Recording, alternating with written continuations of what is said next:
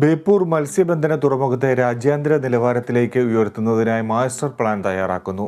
വിവിധ വകുപ്പുകളുടെ സഹകരണത്തോടെയാണ് പദ്ധതി നടപ്പിലാക്കുക. ഇതിനു മുന്നോടിയായി മന്ത്രി PA മുഹമ്മദ് റിയാസ് ബേപ്പൂർ തുറമുഖം സന്ദർശിച്ചു. തുടർന്ന് വിവിധ വകുപ്പുകളിലെ ഉന്നത ഉദ്യോഗസ്ഥരുമായി ചർച്ച നടത്തി.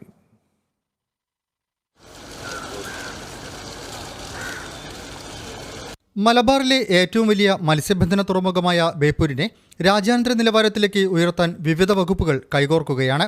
സ്ഥലം MLAയും പൊതുമരാമത്ത് ടൂറിസം വകുപ്പ് മന്ത്രിയുമായ PA മുഹമ്മദ് റിയാസിന്റെ നേതൃത്വത്തിൽ ഇതിനായുള്ള പ്രാരംഭ നടപടികൾ ആരംഭിച്ചു. നിലവിൽ ഇവിടെയുള്ള തൊഴിലാളികളുടേതുൾപ്പെടെയുള്ളവരുടെ അഭിപ്രായങ്ങൾ സ്വരൂപിച്ചാകും പദ്ധതിക്ക് രൂപം നൽകുക. തുറമുഖ മത്സ്യബന്ധന വകുപ്പുകളുടെ സഹകരണത്തോടെയാണ് ബേപ്പൂർ മത്സ്യബന്ധന തുറമുഖം നവീകരിക്കുന്നത്. ഇതിന്റെ ഭാഗമായി മന്ത്രി PA മുഹമ്മദ് റിയാസ് തുറമുഖത്ത് സന്ദർശനം നടത്തി. വിവിധ വകുപ്പുകളുടെ ഏകോപനത്തോടെ സമഗ്ര വികസനം സാധ്യമാക്കുമെന്നും അതിനായി മാസ്റ്റർ പ്ലാൻ തയ്യാറാക്കുമെന്നും മന്ത്രി പറഞ്ഞു. ഇതിലെ ഒരു പ്രധാന പ്രശ്നം വിവിധ വകുപ്പുകളുടെ ഏകോപനം ഇതിൽ അനിവാര്യമാണ്. ആ ഏകോപനം ഉണ്ടായാലേ നമുക്കൊരു സമഗ്രമായ വികസനം ഈ ഹാർബറിൽ കൊണ്ടുവരാൻ വേണ്ടി പറ്റൂ. ആ ഏകോപനത്തിന് ഒരു മാസ്റ്റർ പ്ലാൻ അനിവാര്യമാണ്. അത്തരത്തിലൊരു മാസ്റ്റർ പ്ലാൻ തയ്യാറാക്കിക്കൊണ്ട് നമുക്ക് മുന്നോട്ട് പോകേണ്ടതുണ്ട്. ഇല്ലെങ്കിൽ ഒരു കാര്യം ചെയ്യുമ്പോൾ അത് മറ്റൊരു കാര്യത്തിന് തടസ്സമായി വരും.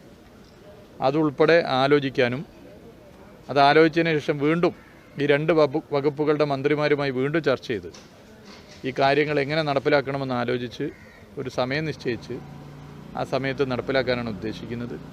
നിലവിൽ മത്സ്യബന്ധന തുറമുഖത്തെ പോരായ്മകൾ തൊഴിലാളികൾ മന്ത്രിയെ ധരിപ്പിച്ചു. 1 കിലോമീറ്റർ ദൂരമെങ്കിലും തുറമുഖത്തിന്റെ നീളം വർദ്ധിപ്പിക്കണം. വലിയ യാനങ്ങൾ അടുക്കാനായി അടിത്തട്ടിലെ പാറകൾ പൊട്ടിച്ചെടുക്കണം. ചരക്ക് നീക്കം സുഗമമാക്കാൻ പാർക്കിംഗ് ഉൾപ്പെടെയുള്ളവ നവീകരിക്കണമെന്നും തൊഴിലാളികൾ മന്ത്രിയോട് ആവശ്യപ്പെട്ടു. National centre for coast resource director രമണമൂർത്തിയും ഉദ്യോഗസ്ഥ സംഘത്തിലുണ്ടായിരുന്നു. Kerala vision news, Kozhikode.